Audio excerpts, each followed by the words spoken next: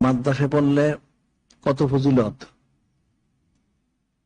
সেটা হলো, বলছি অনেকবার বলি এটা। একজন সেই বনি ইসরাইল আমলে এক লোক, সে ফাসেক, সে মারা গেছে, তার আযাবে কবর শুরু হয়ে গেছে। তার আহলিয়া সন্তান সম্ভব না, তার আহলিয়া ছিল নেককার পরহেজগার আল্লাহ ওয়ালি। সে মনে মনে চিন্তা করলো যে তার সন্তান হলে যদি ছেলে হয় তাহলে ছেলেটাকে মাদ্রাসায় ভর্তি করাবে, দ্বীনি ইলম শিক্ষা দিবে। তখন সন্তান হলো ছেলে, ছেলেটাকে তখন জন্ম হলে তার মাদ্রাসায় দেওয়া যায় না, চলাচল শিখলো, কথাবার্তা শিখলো, 4-5 বছর বয়স হইলো, এদিকে তো ওই লোকের আযাব হচ্ছে, কঠিন আযাব। তখন ওই মহিলা, বাচ্চার মা, সে তাকে একটা লোক দিয়ে পাঠাইলো মক্তবে ইলমে দ্বীন শিক্ষা করার জন্য।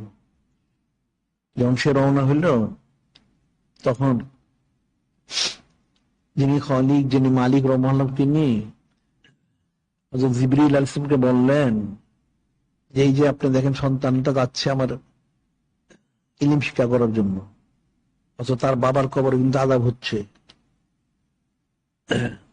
তাহলে এক কাজ করেন, এই সন্তানটা মক্তবে যে পড়াশোনা করা শুরু করার পূর্বেই তার বাবার কবর আযাবটা বন্ধ করে দেওয়া হোক। সত্যি বন্ধ করে দেওয়া হলো। সুবহানাল্লাহ। বুঝতে পারছো? কি বুঝলে বলো দেখি, কি বুঝতে পারলে? কিন্তু অনেকে তো বাইরে আছে, বাইরে এদিক সেদিক তাকায় শিখবে কেমনে? হ্যাঁ, তোমাদের কিন্তু কঠিন অবস্থা হবে, মনে রেখো, সাবধান হয়ে যাও। এলমে দিন শিখতে শুরু করলে তখন রহমতের ভিতরে জহমত বর্ষিত, কিন্তু ইমানও যাবে, আমলও যাবে, সব যাবে। এই কাল শেষ, পরকালও শেষ। কাজে সাবধানে থাকতে হবে। মাদ্রাসা পড়া তো সোজা জিনিস না। এই জন্য দেখা যায় এই অতীত আলেমরা বেঈমান হয়ে মারা যায়, নাউযুবিল্লাহ। মাদ্রাসা যদি পড়ে ঠিক মতো, তাইলে দেখা যায় তার বাপ দাদা 14 পুরুষের জন্য এটা রহমতের কারণ। সুবহানাল্লাহ।